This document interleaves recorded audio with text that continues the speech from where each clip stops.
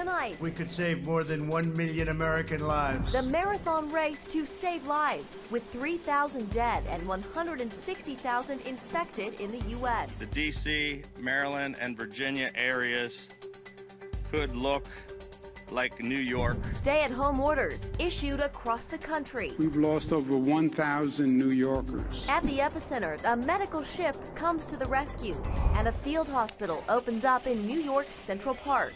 This as thousands of medical professionals and volunteers answer the call for help.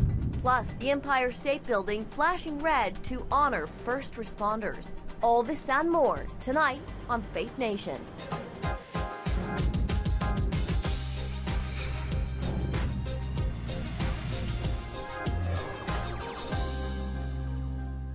The coronavirus death toll rising tonight in the United States. Welcome to Faith Nation, and thanks for joining us. I'm Jenna Browder. There are now more than 3,500 Americans who have died from COVID-19. That number now surpassing the number of those killed in the 9/11 attacks. Team coverage tonight. CBN's Abigail Robertson on the urgent call for help and governors reaching out for volunteers. We'll also talk to Cole Stimson of the Heritage Foundation on local and state authorities and their handling of the pandemic. But we begin with CBN's Eric Phillips as confirmed cases skyrocket here at home. Eric, we're talking more than 900 in just the last 24 hours. That's right.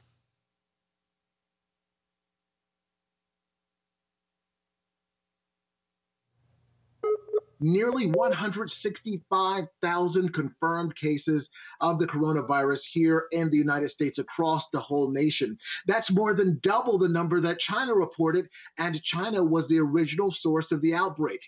The new epicenter, now New York. Even with the arrival of the Navy hospital ship Comfort and this Samaritan's Purse field hospital in Central Park, it's still an uphill battle against COVID-19 in New York, with resources stretched and hospitals bursting. A number of states now implementing stay-at-home orders as coronavirus hotspots pop up across the country. All of the states together, all of them are moving in exactly the same curves. And so that's why we really believe this needs to be federal guidance, so that every state understands that it may look like 2 cases today that become 20, that become 200, that become 2,000. Health officials say the CDC and the president's coronavirus task force are actively considering broadening the usage of wearing masks to include the general public. But right now, they hesitate to do so because they don't want to take away needed masks from medical professionals. Dr. David Perlmutter told the 700 Club there could be a huge benefit. One thing a mask will do is keep you from touching your face. When your hands are contaminated, which when you're out in public is likely to happen, the risk of you touching your nose or mouth is markedly reduced if you're wearing a mask. I happen to be in favor of it. Worldwide, the number of confirmed cases is now more than 800,000. Spain alone reporting 850 new deaths Tuesday, the worst 24-hour period yet in its outbreak that has killed more than 8,000. It's second only to Italy that has a coronavirus death toll of more than 11,000.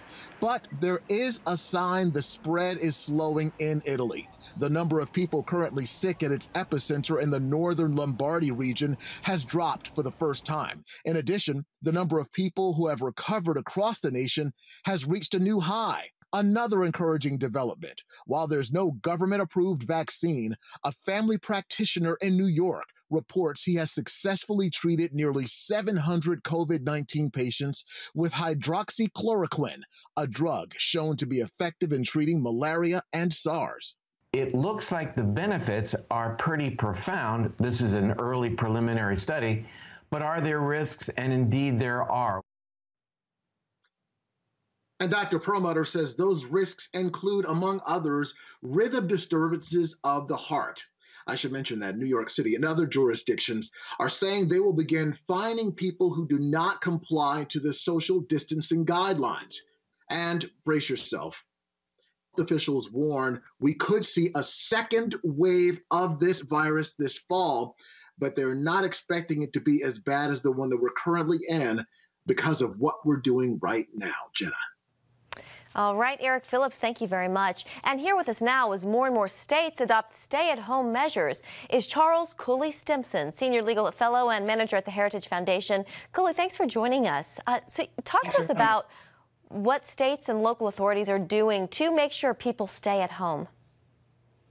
Yeah, so the states under their state constitutions have ample legal authority through the governor to issue suggestions, which we've seen in the beginning, to stay at home, wash your hands, not be in groups of 10 or more, and things like that, to now executive orders, which have the force of law across the country in the various states where the governors have done this, which can be not only enforced by using the police to enforce it, just a show of presence, or arresting people, fining people, jailing people if necessary, and we hope it doesn't come to that. But they are allowed to do that, and in fact, it's the governor's province to take care of the health and safety of the citizens. It's not the federal government's job to do that under the Constitution.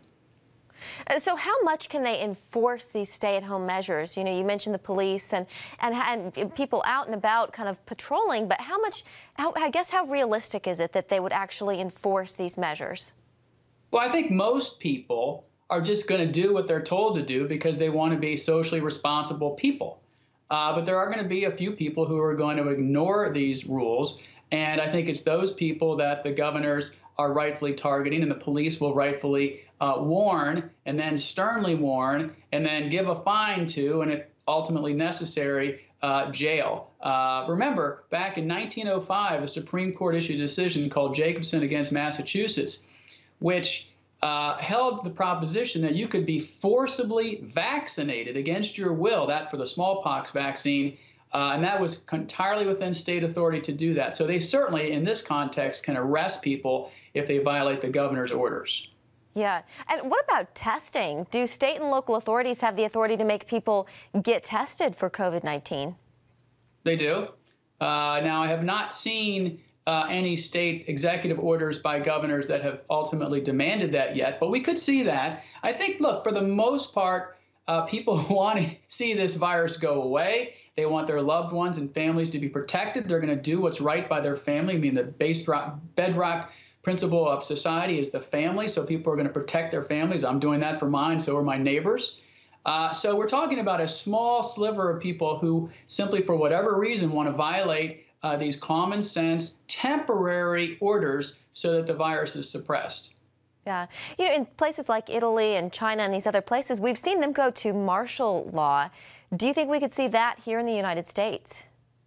I doubt it. Look, we have a different governmental structure than our brothers and sisters in Europe. We are a federal republic. So the states, the 50 individual sovereigns, are their own sovereigns, and they're run by a governor who's the chief executive of the states. The federal government oversees that, but we have a separation of powers between federal and state. So could the state governors call up their National Guard? Sure, they do that all the time for natural disasters and things like that. Could they use their National Guard to enforce those quarantine orders? They could, although the police seem to be sufficing now.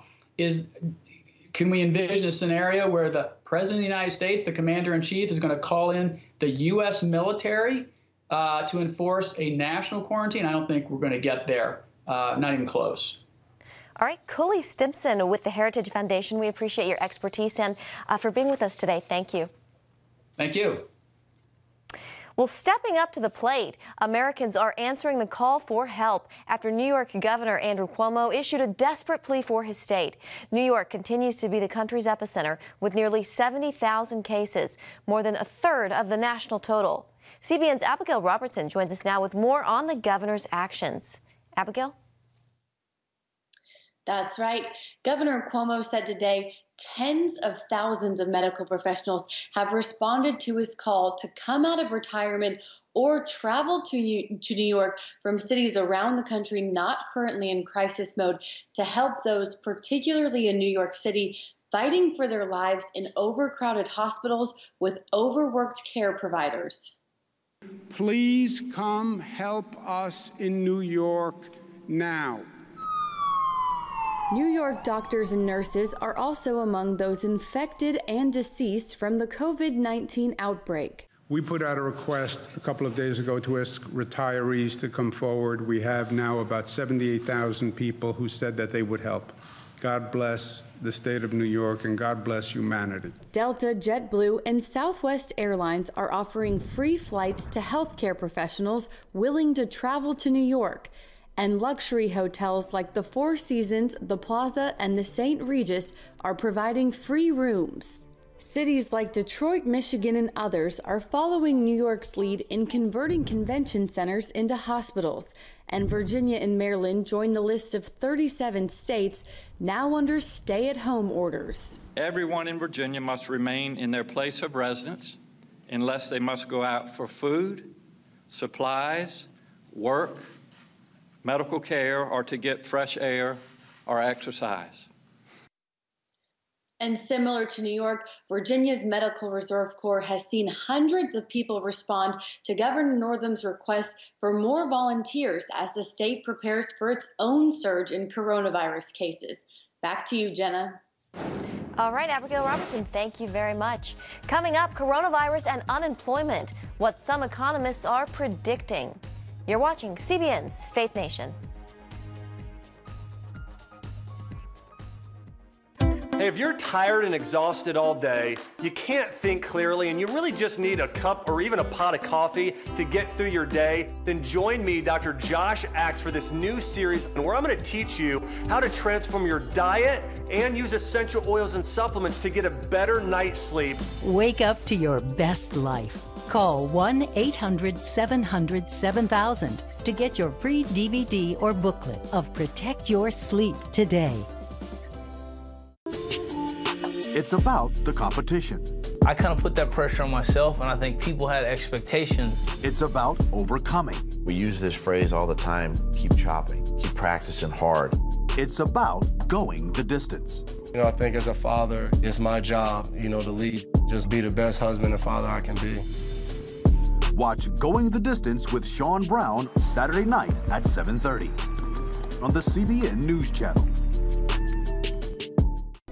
Orphans Promise is committed to loving and serving at-risk children, to helping keep families together, and to creating opportunities for strong and sustainable communities around the world. We're working in over 60 countries around the world, and with your help, we can do even more. There's an old African proverb I love that says, if you want to run fast, run alone. But if you want to run far, run together. At Orphans Promise, we want to run far so we can touch the lives of as many orphaned and vulnerable children as possible. But we don't want to go alone. We're out to change the world, one child, one family, one community at a time. Will you join us?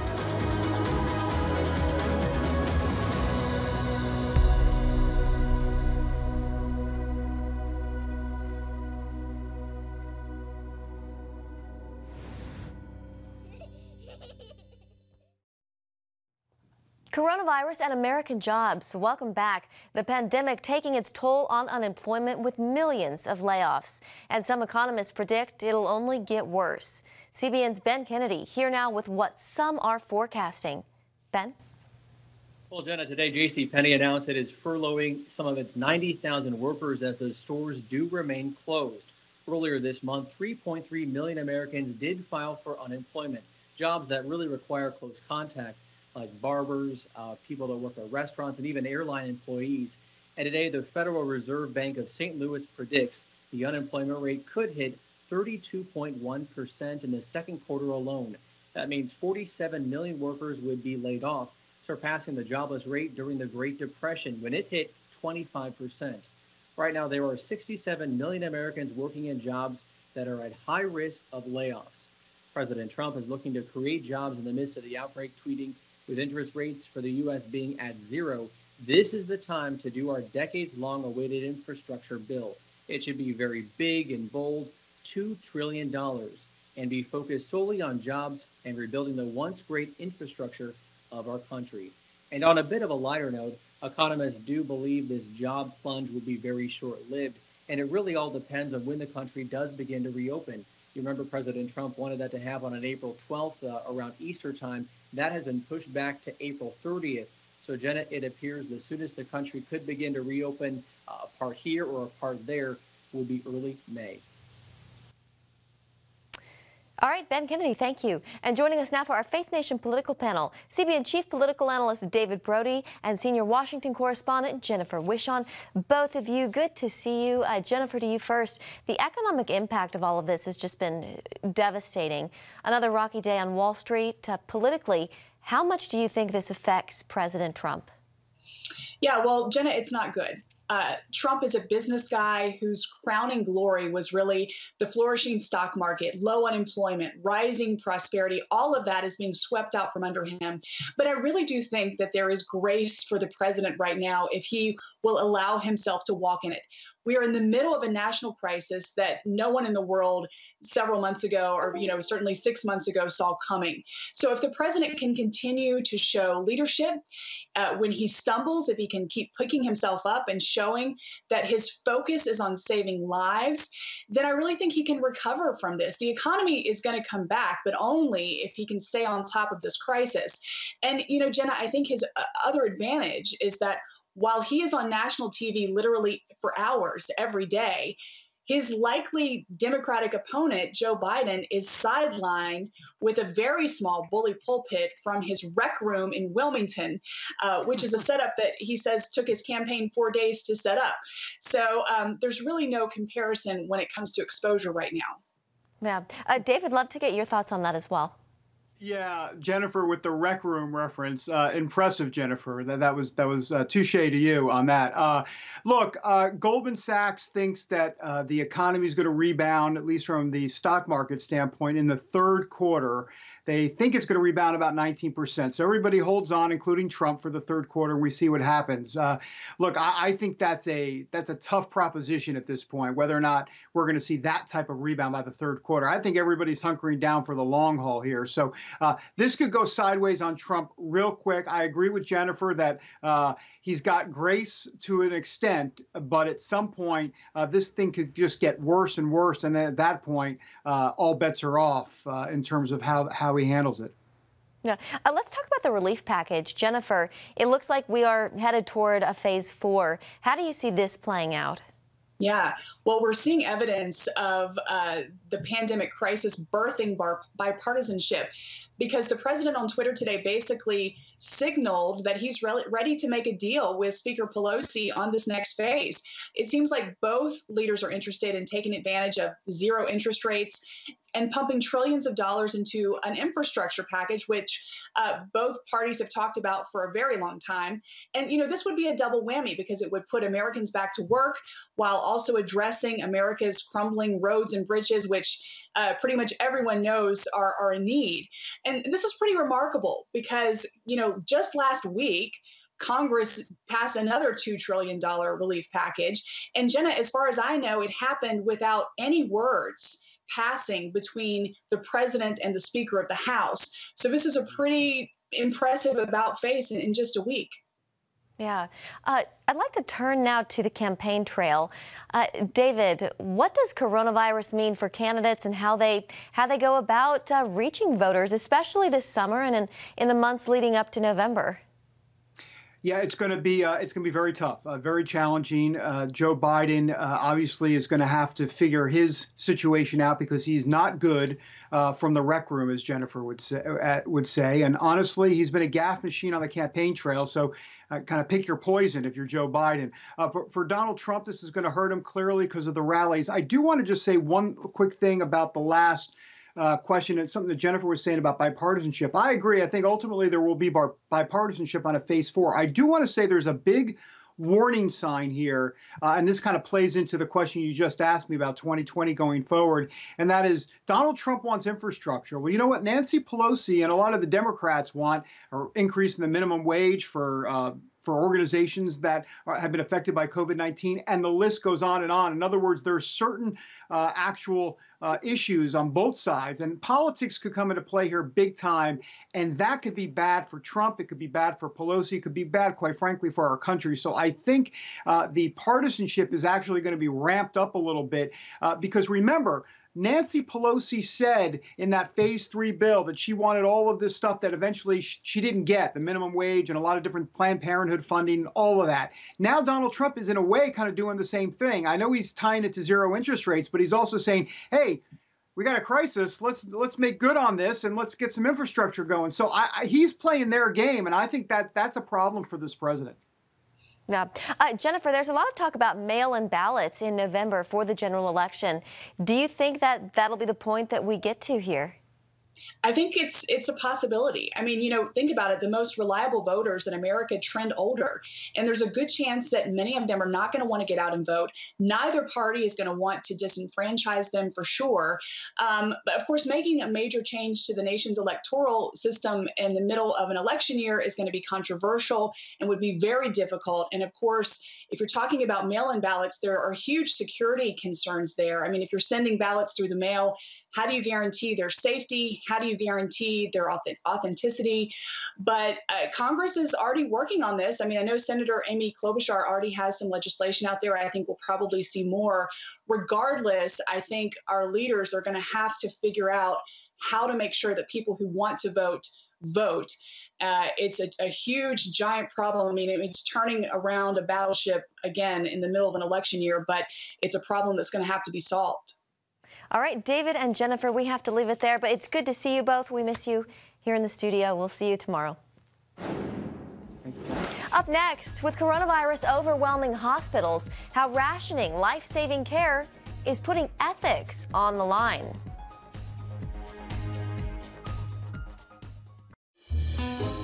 Daddy? Yeah, buddy. How many nickels are in a dollar? There are 20 nickels in a dollar. How do birds fly? Does milk really make my bones stronger? Yeah. Daddy, when we die, will we go to heaven? Do you have the answer to life's biggest question? Call the 700 Club. We'll help you find answers to the important questions life brings your way. Watch breaking news, in-depth exclusive stories and programs from health to entertainment you won't find anywhere else. The CBN News Channel, a perspective you can trust. Enjoy credible news reporting from around the world. Discover inspiring programs and stories of hope, all in one place from a Christian perspective. The CBN News Channel, a perspective you can trust. To watch the CBN News Channel, download the app or visit cbnnewschannel.com. Hello, I'm Dr. David Perlmutter, board-certified neurologist and #1 New York Times bestselling author. Wouldn't it be great to boost your energy, eliminate brain fog, and even reverse brain disease? Well, you can, and I'm going to show you how, along with some of the world's most well-respected brain experts, in this DVD, Protect Your Brain. Get Protect Your Brain, a free DVD only from the Christian Broadcasting Network, featuring experts on the cutting edge of neuroscience and brain health. No matter how many times you've failed in the past, you really can do this. In Protect Your Brain, you'll discover simple strategies to keep your brain young and healthy. Improve your memory. Discover the gut-brain connection. In Protect Your Brain. Get your free copy at cbn.com or call 1-800-700-7000. If you want to improve the quality of your life, get the DVD Protect Your Brain and get it today. We're starting to see hospitals here in the United States overwhelmed by coronavirus. In some places, like Washington State, it's led to a discussion on rationing life-saving care. CBN's Paul Strand reports on why that is raising ethical questions. Washington State has been one of the hardest hit areas by COVID-19, with almost 5,000 cases and close to 200 deaths. The crisis has officials and medical personnel there considering difficult decisions, according to bioethicist Charles Camosi. Washington State actually has an approved protocol that not only is going to consider age, but also things like ability, physical ability, cognitive ability. As the number of COVID-19 victims soars, rights groups like the Thomas More Society are warning states they could land in legal trouble if they discriminate against whole groups should rationing become necessary. Peter Breen of the Thomas More Society recently stated, "We're reading the unthinkable." The Seattle Times reported that Washington State and hospital officials have been meeting to consider how to decide who lives and dies. The horrific idea of withholding care from someone because they are elderly or disabled is untenable and represents a giant step in the devaluation of each and every human life in America. New York State has also set up guidelines which Camosi says don't consider age or disability. And it explicitly says something that's quite true, which is this would be a violation of the civil rights of people who are older, right, and people who are disabled. He adds states differ so much that the federal government may have to step in. And in fact, Health and Human Services just put out a bulletin to warn states not to discriminate. And its top civil rights official said persons with disabilities, with limited English skills, and older persons should not be put at the end of the line for health care during emergencies. Unless we have a miracle drug that somehow shows up at the last minute, we're going to be rationing health care. The question is, will we preserve our humanity in the process? Will we follow the very basic values and ethical principles that we hold dear? Paul Strand, CBN News, Northern Virginia. The heartbeat of America, still strong. Still ahead on Faith Nation, the glowing tribute to our country's heroes.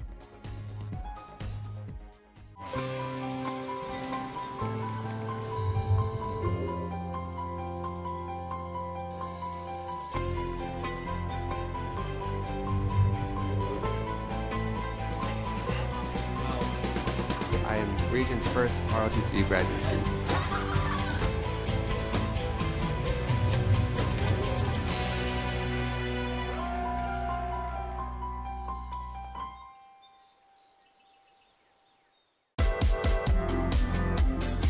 Meet the pastors who are preaching the gospel in a fresh, fearless way.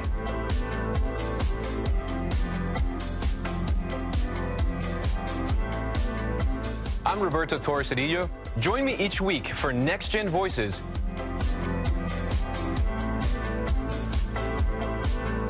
And watch God transform a generation.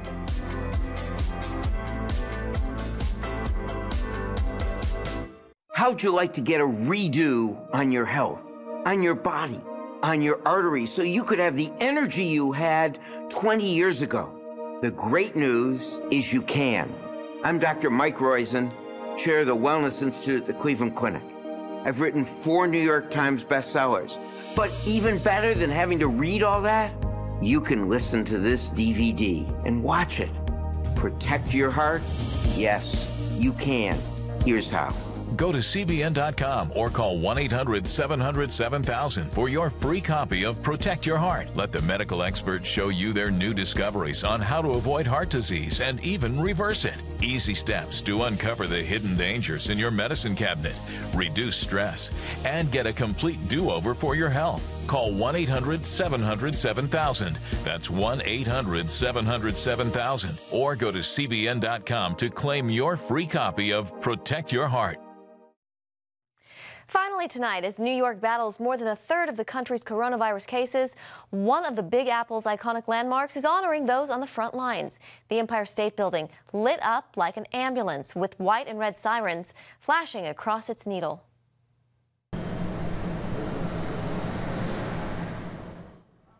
The gesture comes as FEMA sends hundreds of ambulances, medical workers, and refrigerated trucks to the COVID-19 hotspot. The Empire State Building will continue flashing red and white every night until the end of the outbreak. The National Landmarks Twitter account encouraging first responders will never stop shining for you. That does it for Faith Nation. Have a great evening.